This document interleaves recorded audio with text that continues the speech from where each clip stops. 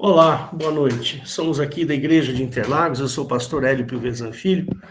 Hoje é dia 29/6/2025, estamos aqui num domingo para o culto da família. Então, todo domingo às 18 horas você pode entrar aqui nesta sala e participar conosco, tá bom? Temos também a Escola da Doutrina Bíblica, que acontece às terças-feiras às 20 horas.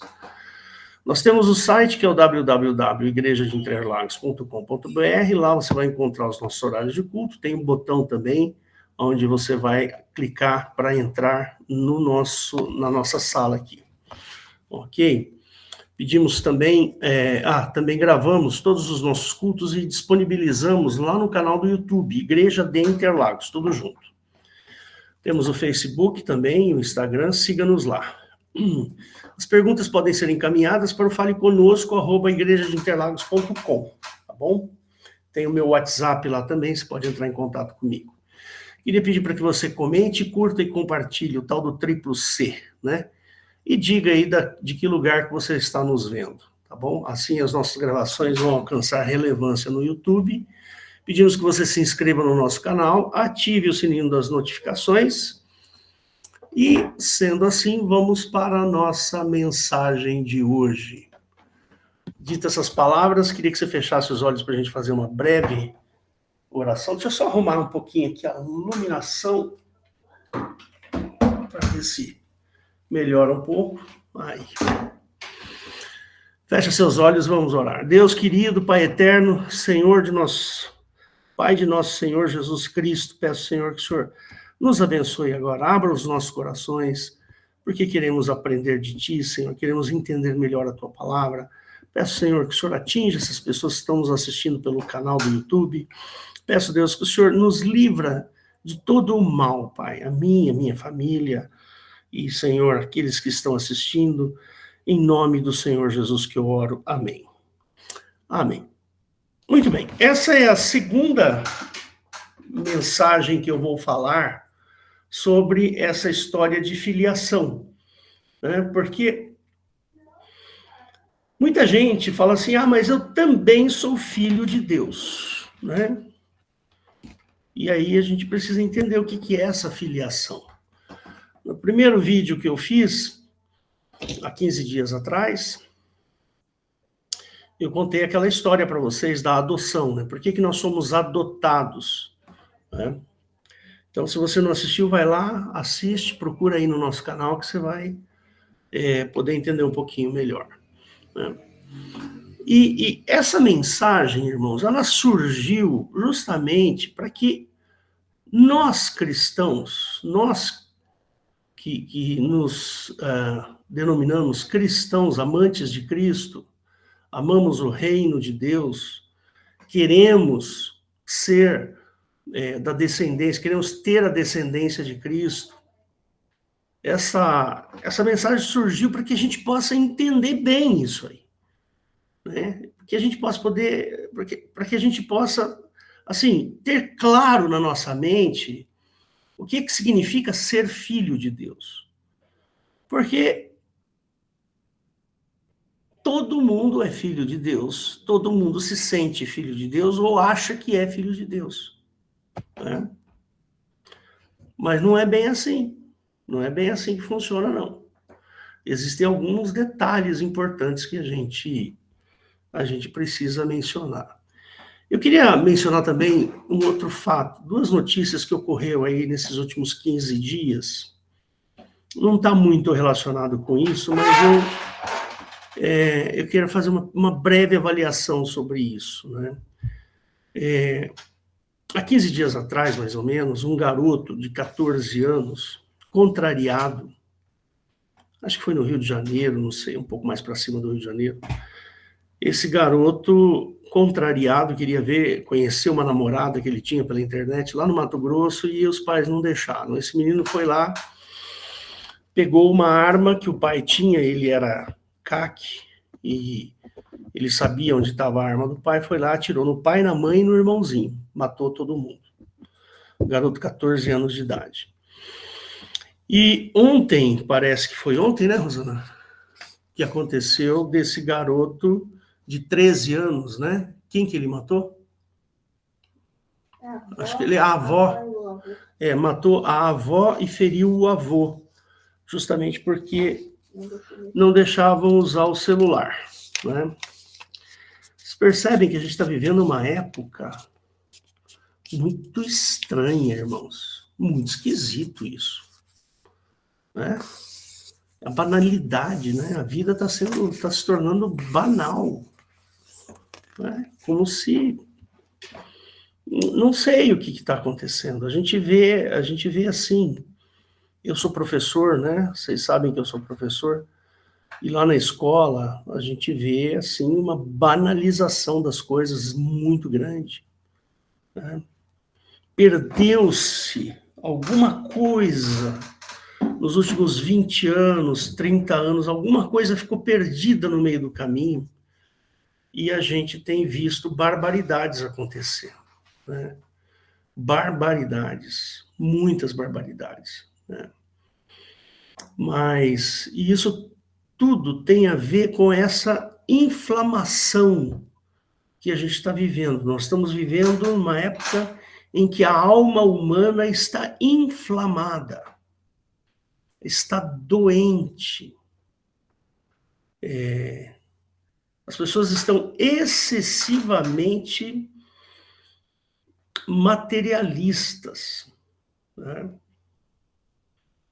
Onde um sujeito compra um sapato de 10 mil reais, um tênis de 10 mil reais, o outro compra um carro que custa 1 milhão de reais. Irmãos, alguma coisa está acontecendo com a nossa sociedade que não está boa. Nós estamos vivendo um caos moral. É assim que eu penso. Mas se você perguntar para essas pessoas, você é filho de Deus? Claro, eu sou filho de Deus. Sim, eu sou filho de Deus, né? A pessoa vai jurar de pé junto que é filho de Deus, né? Eu não estou aqui criticando, não, irmãos, quem tem um trabalho, que tem uma empresa, que ganha um dinheiro, que está bem financeiro. Não é isso que eu estou criticando. Eu estou criticando a alma humana que está excessivamente materialista. A frustração, ela não faz mais parte da vida das pessoas, né? Então, se você é frustrado em alguma coisa, aquilo pode ser um problema muito grande para você, né? O garoto ficou frustrado porque o pai não deixou ir ver a namorada, pronto, foi lá, essa frustração levou a... Tudo bem, existem pessoas que são psicopatas, já tem alguma tendência e tal, mas percebe que outro dia teve uma mulher lá no Rio Grande do Sul que fez um bolo cheio de veneno e deu para a família, matou pai, matou sogra, matou não sei quem, percebe? A doença da alma. Nós estamos vivendo uma época de almas doentes. A gente fica sabendo mais porque a internet ela estimula você a conhecer as coisas, a saber das coisas. Provavelmente isso tem acontecido já há muito tempo. Mas essa evidência de que o homem, o ser humano, está doente da alma. Eu vou dar um exemplo para vocês como é uma doença da alma. Agora está tendo essa guerra aí, Irã e Israel, né? Essa guerra entre Irã e Israel. E todo mundo sabe que o Irã é uma ditadura religiosa lá, né? Lá tem os ayatolás que comandam o país, né? O país tem regras duríssimas com relação à religião muçulmana deles, né? As mulheres não podem se vestir de qualquer maneira, tem lá a regra de indumentária deles, né? Então, a gente percebe assim que... Por que eu estou falando de doença da alma? Porque o Irã, ele tem na sua declaração aquela história de acabar com o Estado de Israel, né? Eles querem que o Estado de Israel seja dizimado. Eles já declararam isso, né? Fizeram essa declaração. Tem até aquela história do rio ao mar. Vocês já ouviram falar dessa história do rio ao mar? Porque tem o Rio Jordão que fica no meio de Israel ali, né? Separa a Jordânia do Israel e tal. Então eles querem que do rio ao mar, ou seja, tudo que está entre o rio e o mar, que é justamente o Estado de Israel, seja dizimado porque são judeus, né? E a gente vê aqui, eu vi hoje um deputado federal brasileiro usando uma roupa muçulmana, dando razão para o Irã. Ah, mas o Irã, Israel é opressor. Não, não é isso. Israel está lá no direito deles de querer se defender. O Irã quer dizimar, assim como o Hamas, o Hezbollah, eles querem acabar com o povo judeu. Né? Ah, mas eles estão errados. Não, aí não tenta me convencer de quem que está errado, quem que está certo, porque, na realidade, aquelas terras ali, elas são disputadas há 3, 4 mil anos atrás. Então, não existe quem tem razão e quem não tem razão. Não existe. O povo judeu quer viver, né? E ali é o lugar deles, a terra deles. Eles estabeleceram ali a terra, antes era domínio inglês, e ali foi estabelecida a terra de Israel. Agora, tem gente que fala assim, não, porque o Irã está correto. Irmãos, desculpa, mas se o Irã tiver acesso a uma bomba nuclear, eles com certeza vão soltar em cima de Israel, porque eles querem dizimar Israel. Eles declararam isso. Está na declaração deles. Né? Enfim, as pessoas estão doentes. Eu vi pessoas defendendo o Irã, mas como defender o Irã? Se os caras vão ter bomba, eles são meio biruta da cabeça, né? Eles vão acabar soltando bomba em Israel. Ninguém quer isso. Ninguém quer começar um conflito nuclear. Né? Um conflito nuclear é um negócio complicadíssimo. Né? Eu sou da área de física e eu entendo muito bem sobre radiação, elementos radioativos. É a minha área. Minha área é física nuclear. Eu sou mestre em física nuclear, então eu entendo bem disso aí. Né? Bom, enfim. Irmãos, a gente não tem que tomar lado de ninguém, a gente tem que estar do lado certo. Né? A gente não tem que torcer pela guerra. Eu quero que a guerra acabe. Eu não sei quem é que está certo, a Rússia ou a Ucrânia. Eu não sei. A única coisa que eu sei é que eu quero que a guerra se encerre. E quem sofre é o povo, são as pessoas. E as pessoas estão doentes, estão tomando partido de maneira ideológica sem analisar exatamente o que está acontecendo. Né?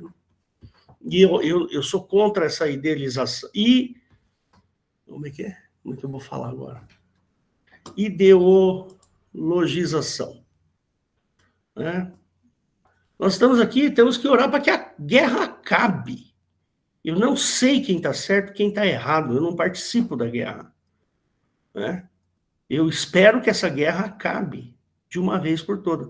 E as pessoas estão ideologizando essas guerras e estão torcendo para destruir Israel.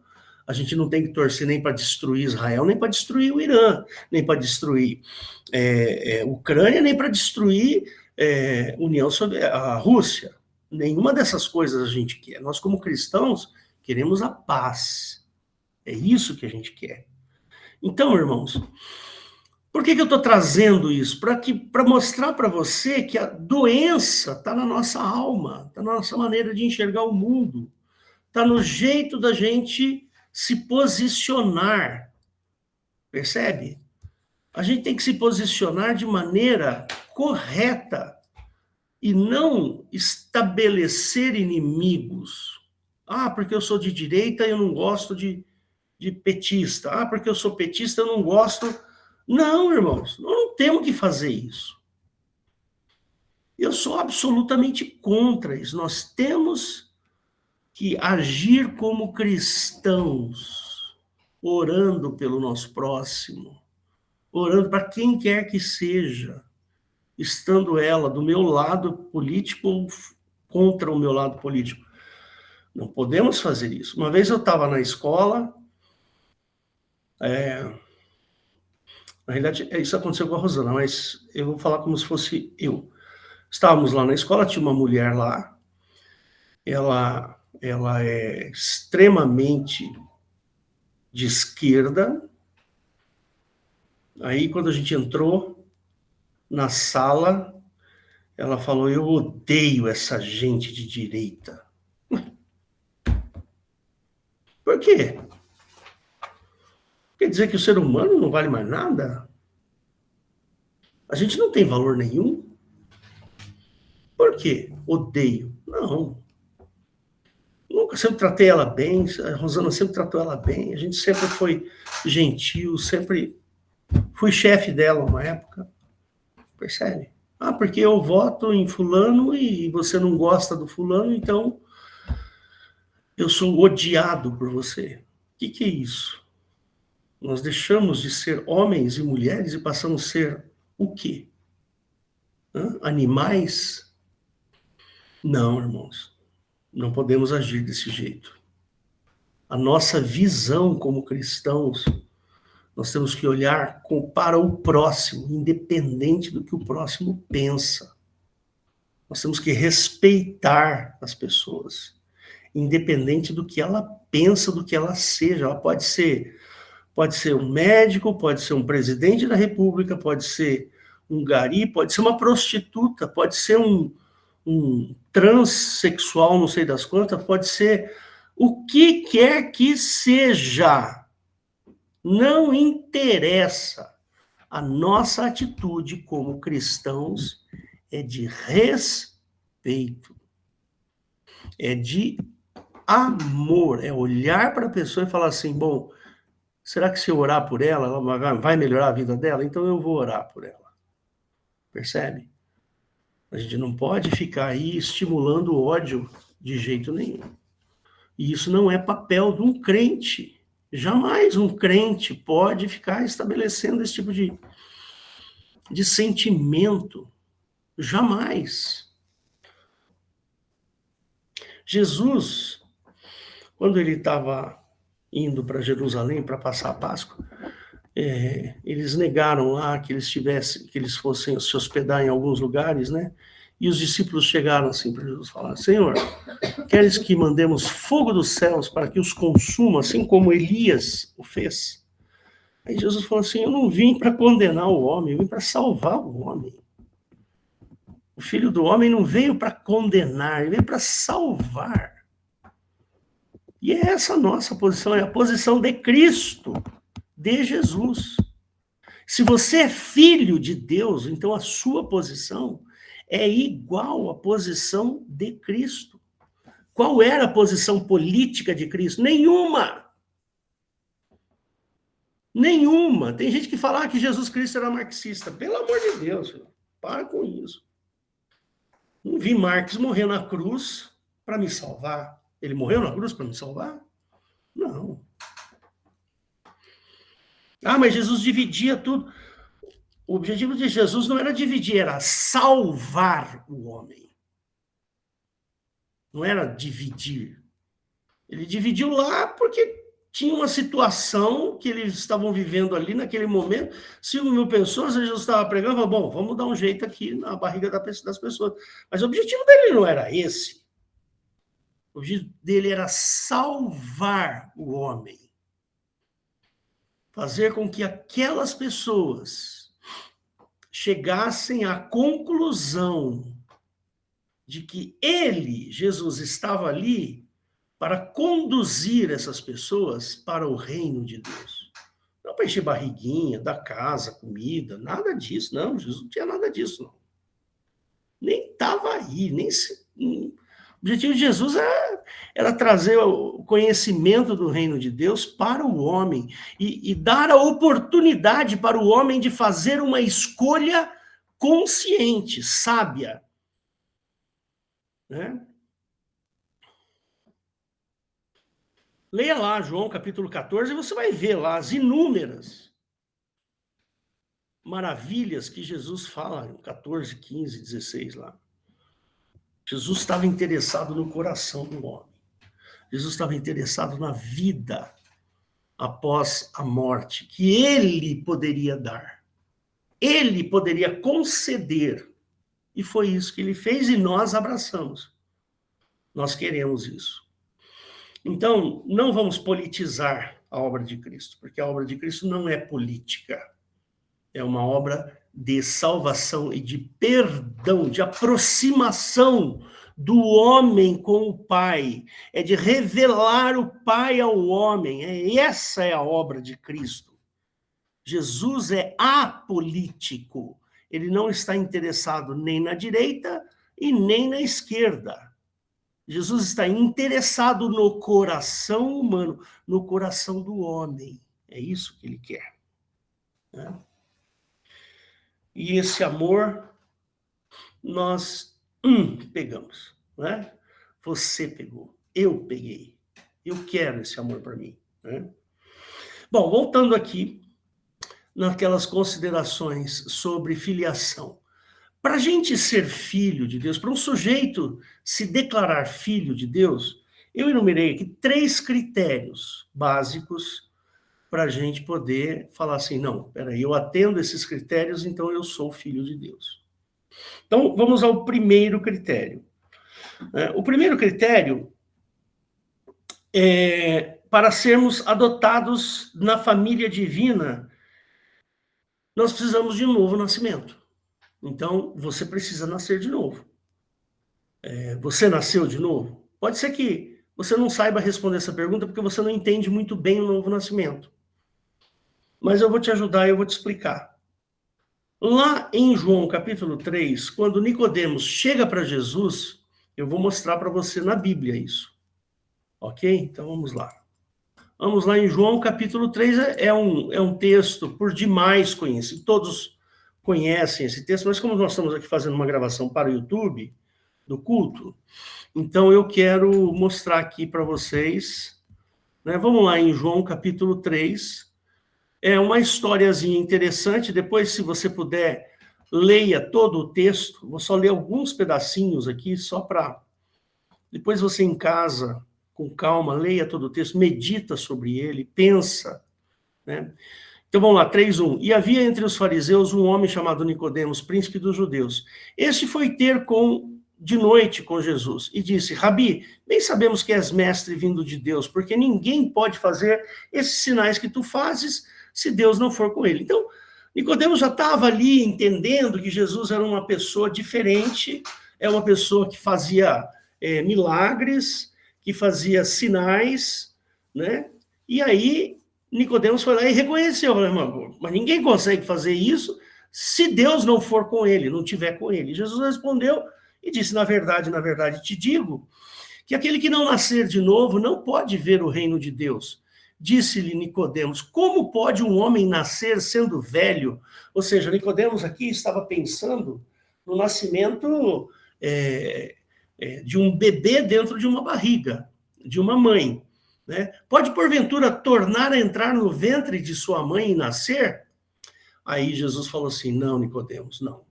Na verdade, te digo que aquele que não nascer da água e do Espírito não pode entrar no reino de Deus. O que é nascido da carne é carne, o que é nascido do Espírito é Espírito. E depois a gente pode até explicar algumas coisas sobre esse texto aqui, que é muito interessante, muito legal. Né? Me perdi aqui. Pode nascer de novo.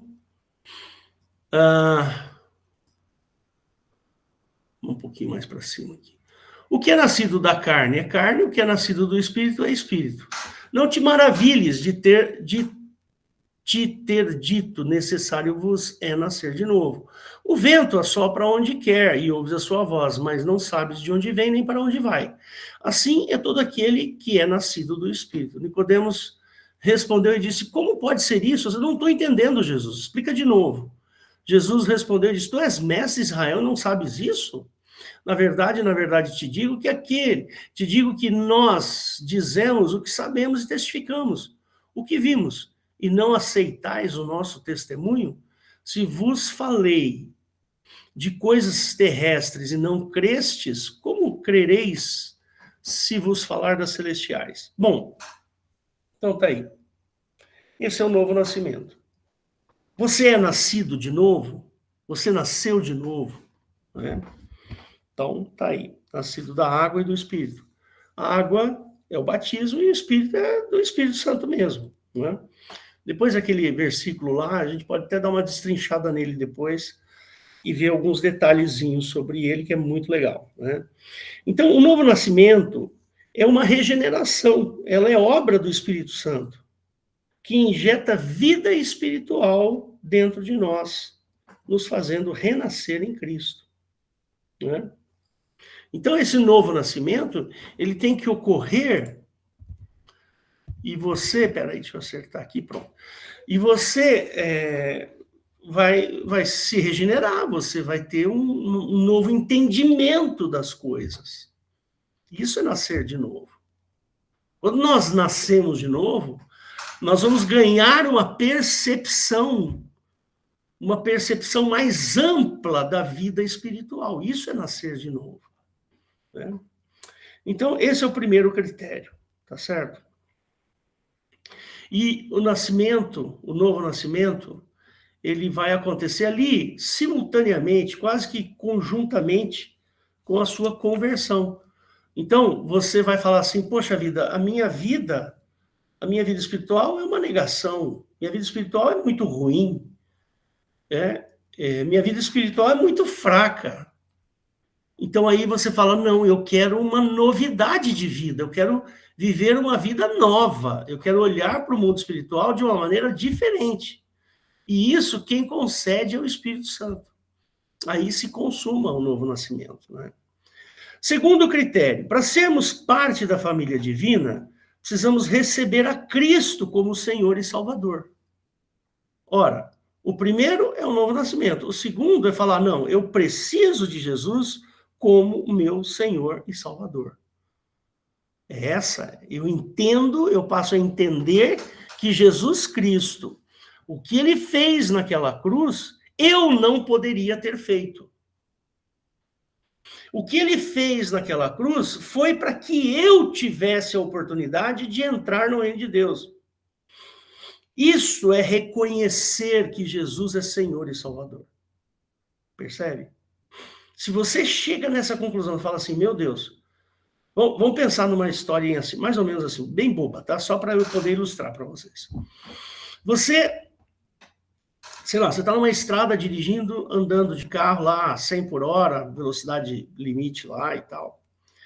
E aí, nesse momento, acontece uma pane no seu carro, o seu carro vira e você morre por um acidente de automóvel. Você morre. Veja, você morreu. E agora, o que vai acontecer? Você morreu e você percebeu que vai ter uma ressurreição. Essa ressurreição a gente vai dar conta para Deus. Né? A Bíblia fala que ele vai separar os bodes das ovelhas, não é assim que ele fala? Né? Lá no juízo final. Você entende?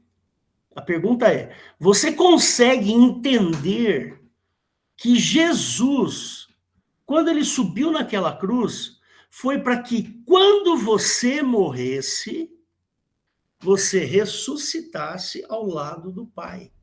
Você entende isso? Esse é o critério de receber a Cristo, de não negar a Cristo diante dos homens. Você fala assim, não, eu estou disposto a morrer. Se alguém colocar uma arma na sua cabeça e falar assim, negue a Cristo agora, senão eu vou meter uma bala na sua cabeça. Você é capaz de negar por medo da morte? Você percebe que tem uma virada de chave aí na sua cabeça? Tem uma virada de chave, por quê?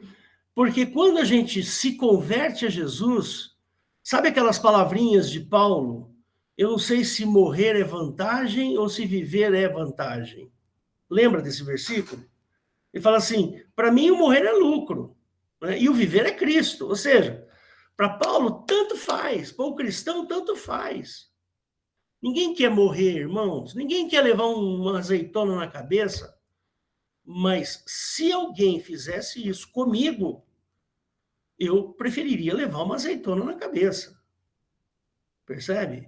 E é o que acontece em muitos países aí. Por exemplo, Coreia do Norte. Coreia do Norte é assim. Se os caras pegarem você lá, louvando a Cristo e buscando, eles te matam. Tem outros países, a Somália também é assim. Eu não sei todos os países, o Valdo aí talvez até saiba melhor que eu, que ele acompanha mais isso aí. Mas existem países que não aceitam o cristianismo em hipótese alguma.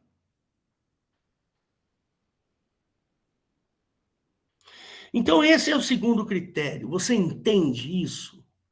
Você é capaz de entender que quando você se converte, você recebe a Cristo no teu coração, e esse recebimento... Apagou aqui, gente. Ah, voltou. Esse recebimento de Cristo no coração, ele vai nos dar a certeza do que vai acontecer depois da minha morte física. Esse é o grande tchan da brincadeira aqui, gente. Esse é o grande segredo da vida cristã. Né? Então, primeiro critério era que nós somos adotados, né? Nós vivemos o novo nascimento. O segundo critério, recebemos a Cristo. E o terceiro critério, reconhecer que somos filhos de Deus somente por causa da fé, não por causa do esforço. Não há esforço que se faça para que você se torne filho. Você só torna filho se você tiver fé, né? Isso está lá em Efésios, capítulo 2, versos 8 e 9. Você já conhece isso aí. Né? Deus, a gente só pode ser filho de Deus se tivermos fé em Jesus. Aí você pergunta, o que é fé? Fé é crença. É crença, é certeza. É certeza. Eu tenho certeza que Jesus morreu por mim. Eu não tenho dúvidas. Eu tenho certeza que Jesus quer o meu bem. Eu tenho certeza que Deus me ama. Eu tenho certeza. Percebe? Isso é fé. E a fé é um pouquinho mais forte do que a certeza, né? A fé ela é tão boa, mas tão boa, que se alguém apontar uma arma para você e pedir para você negar Cristo, você vai falar assim, eu não vou negar, pode me matar. Isso é fé. Percebe? Isso é fé. Então, irmãos, eu queria deixar esse entendimento para vocês. Esse entendimento de que ser filho de Deus não é simplesmente você achar que é filho. Ah, eu acho que eu sou filho, então eu sou filho. Não. Tem alguma coisa buzinando aqui no meu computador que eu não sei o que é. Enfim, irmãos, você é filho? Essa é a pergunta que eu faço. Você é filho? Então, se você traz essas características que eu acabei de falar, você é filho.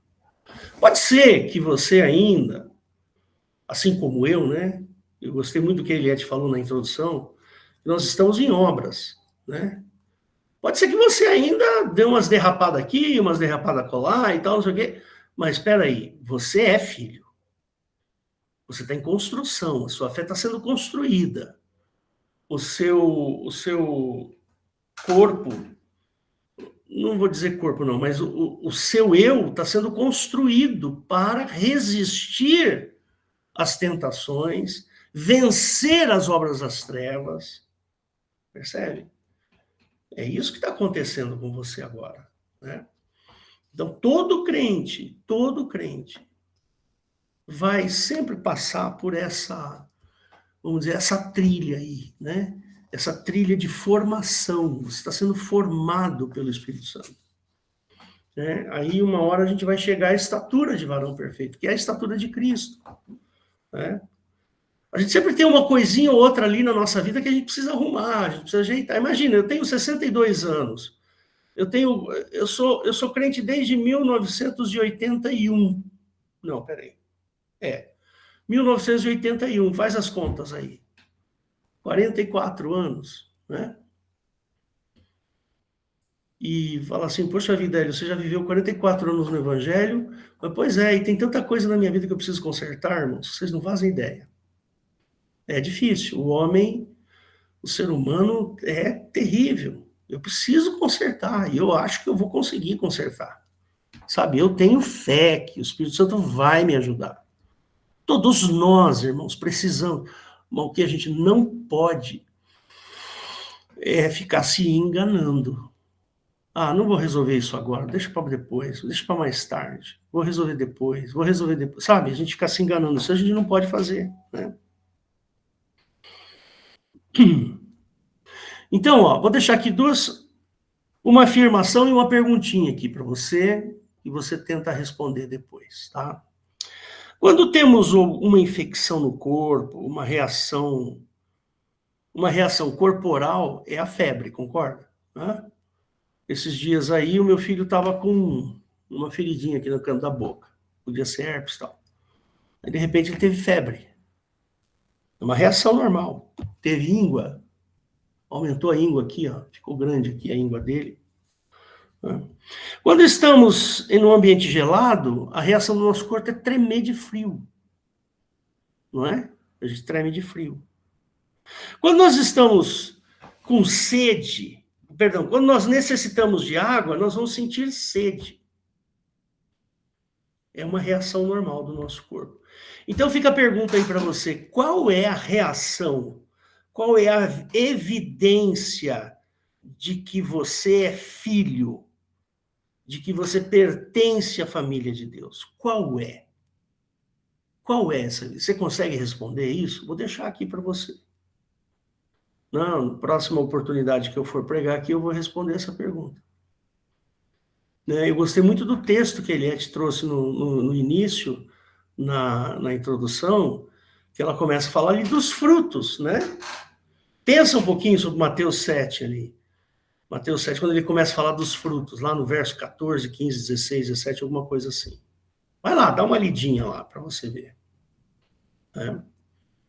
Então aqui eu encerro a segunda. Ainda tem mais coisas que eu vou falar para vocês, tá? Talvez mais umas 2, talvez até 3 pregações sobre essa história da filiação. Tá bom? Então eu queria que você fechasse seus olhos, tá bom? E vamos orar juntos. Deus eterno, Pai de amor, peço, Senhor, que o Senhor abençoe todos esses que estão assistindo essa mensagem, que o Senhor possa atingi-los com o seu amor, que o Senhor possa se revelar a eles, que eles se convertam a Ti, entendam a necessidade de um novo nascimento. Peço, Pai, que Tu abençoes, livre-os do mal, aqueles que estão em busca de algo possam ser completados pelo Teu amor. Abençoa, Senhor. Em nome do Senhor Jesus que eu oro. Amém. Obrigado, Valdo. Pode desligar.